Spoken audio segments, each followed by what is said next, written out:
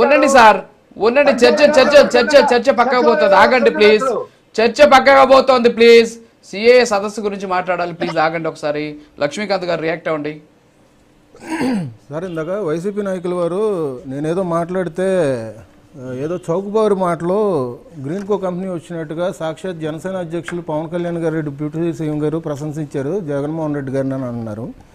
నేను ప్రధానంగా ఇందాక నుంచి నేను చర్చిస్తున్నప్పుడు కూడా నేను ఒకటే మాట మీరు మధ్యలో మాట్లాడబాకండి సార్. నన్ను పూర్తిగా మాట్లాడినా ఉండే సబ్జెక్ట్ ఎందుకు మాట్లాడినవరు?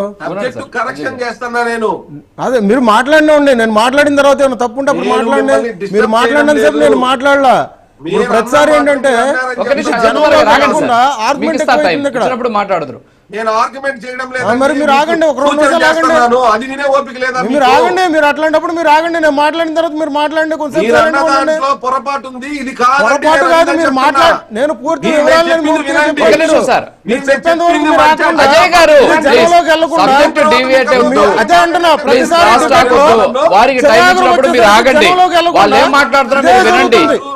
మీ వైసీపీకి సంబంధించిన ఏ నాయకులు వచ్చినా కానీ జనంలోకి తీసుకెళ్ళాలని చేస్తారు.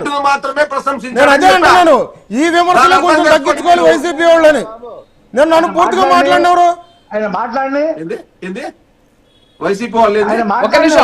అజయ్ గారు కాదు సార్. అజయ్ గారు ఒక్క నిమిషం. నేను ప్రధానంగా ఫస్ట్ నుంచి కూడా నేను చెప్తున్నా వస్తున్న కంపెనీల గురించి మాట్లాడుతున్నాను. రాష్ట్రంలోనూ యువతకి ఏ విధంగా ప్రధానంగా ఎటువంటి స్థానం కల్పిస్తారు, వాళ్ళకి ఎటువంటి ఉద్యోగ అవకాశాలు కల్పిస్తారనే మాట నేను మాట్లాడుతున్నా.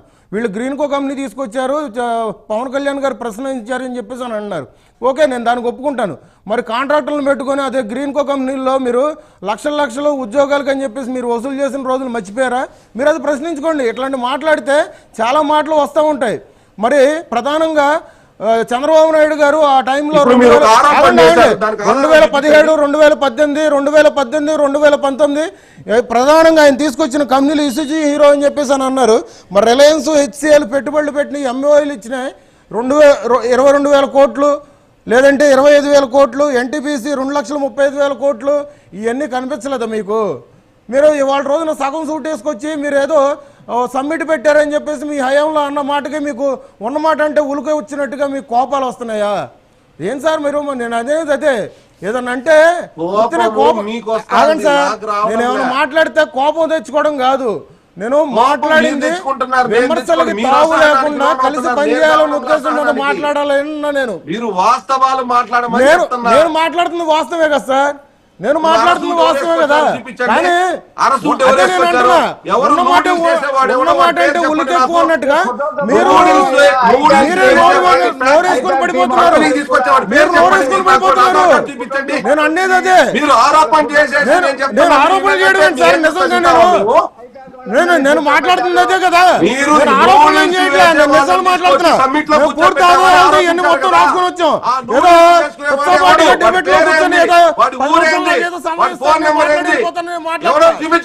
మీరు అట్లాంటప్పుడు మీరు మాట్లాడకూడదు. మీరు మాట్లాడకూడదండి.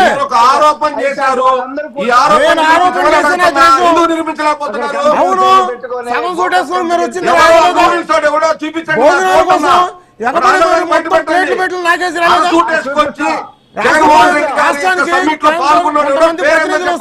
వాళ్ళకి ఎటువంటి ఏర్పాట్లు చేశారు మీరు? ఇవాళ రోజున ఒక 1000 వాహనాలు పెట్టి మేము 30 దేశాలకు సంబంధించి ప్రభుత్వం తీసుకొచ్చి మేము సమ్మిట్ లో కూర్చోబెట్టాను. వాడి పేరేంది? ఎవరు? నూడిల్స్ వేసుకునే వాళ్ళని తీసుకొచ్చి సమ్మిట్ లో కూర్చోబెట్టామన్నారు కదా.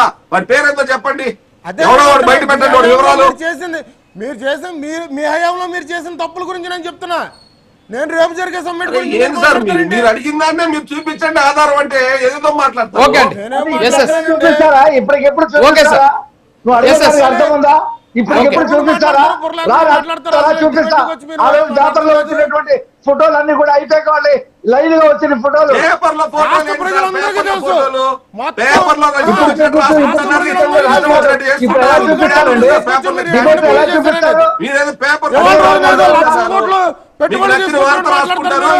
చూపిస్తారు. అది నిజమా?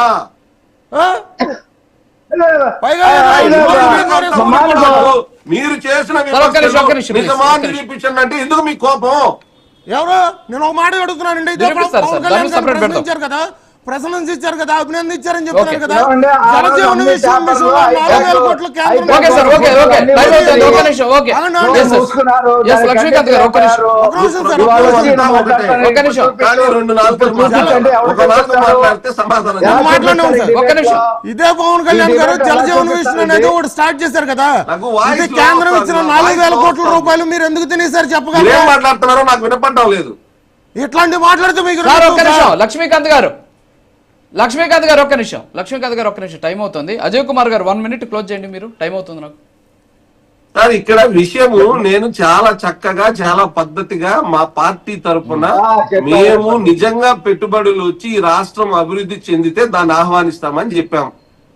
దాంట్లో ఏం సార్ మీరు వీళ్ళు చౌకబారు వెంటనే ఏం మాట్లాడి మీరు ఎందుకు చెప్పారంటే, మాట్లాడారు? వాళ్ళు నూడిల్స్ వేసుకొచ్చిన వాడిని, అవును. హాఫ్ కోట్ అది రాష్ట్ర ప్రజలకు తెలిసిన విషయమే కదా. దాన్ని మీరు నన్ను చౌకబారు మాట్లాడి మీరు ఏ విధంగా మాట్లాడతారు? పెట్టండి అన్న, ఏం తప్పు దాంట్లో? చౌకబారు మాట మాట్లాడటం అనేది తప్ప. కాంగ్రెస్ తప్పు కాదు మీ విషయంలో. రేపు జరగబోయే సమ్మిట్ అద్భుతంగా జరగాలని, వచ్చే అతిథులకి అద్భుతమైన భోజనాలు పెట్టాలని, వచ్చేటువంటి అతిథులందరికీ అద్భుతమైన సదుపాయాలు ఏర్పాటు పెట్టుబడులు చేయాలని, రావాలని కాదు, అదే విధంగా భోజనాలు ఉండాలి. అద్భుతంగా వాళ్ళ దగ్గర అది మన స్థాయి. ఏదైతే 10 లక్షల కోట్ల అది మన రూపాయలకి స్థాయి. ఎంఓయూలు సమ్మిట్లో భోజనాలు చేయించుకోవాలని, బాగా ఆ పెట్టాలి. 10 లక్షల కోట్ల రూపాయలతో 21 లక్షల ఉద్యోగాలు అద్భుతంగా Very good. రావాలని, వచ్చే ఈ రాష్ట్రం Very good, అద్భుతంగా sir. అభివృద్ధి చెందాలని, ఈ కూటమి పాలనలో ప్రజలందరూ సుఖ సంతోషాలతో ఉండాలని వైసీపీ నాయకుడిగా నేను కోరుకుంటున్నా. చాలా మంచిది. Very good sir, very good. నిజమని నిరూపించుకోండి. Raju garu good good good. ఊరికే ఎస్ అజయ్ కుమార్ గారు అడ్మిట్ అయిపోయారు. ఓకే ఒక్క నిమిషం. Yes very good very good. ఇది కదా కావాల్సింది, మార్పు ఇది కదా కావాల్సింది. వైసీపీలో మార్పు ఇదే మనం కోరుకునేది. Yes very good. రాజు గారు ఓకే ఒక్క రాజు నిమిషం. గారు. మాట్లాడండి రఫీ గారు. రఫీ గారు సార్ ఇందాక మస్తాన్ రావు గారు మాట్లాడుతూ ఒక మాట చెప్పారు. కంపెనీలు వస్తే కాదు, మన పిల్లలకి ఉద్యోగాలు దొరకాలి, ఆ స్కిల్ ఉన్నటువంటి వాళ్ళు ఉంటేనే వాళ్ళకి ఉద్యోగాలు దొరుకుతాయని చెప్పారు. మంచిది.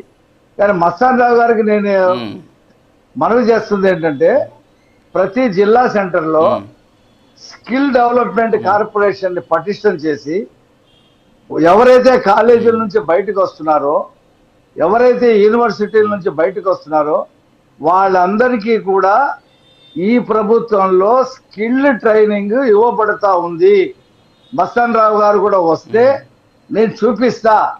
ప్రతి పెద్ద సెంటర్లో స్కిల్ డెవలప్మెంట్ సెంటర్లు ఏర్పాటు చేసి వచ్చేటువంటి కంపెనీలకి సరిపడా యువతకి ఉద్యోగాలు వచ్చే పద్ధతులు ఈ ప్రభుత్వం ముందుకెళ్తుంది.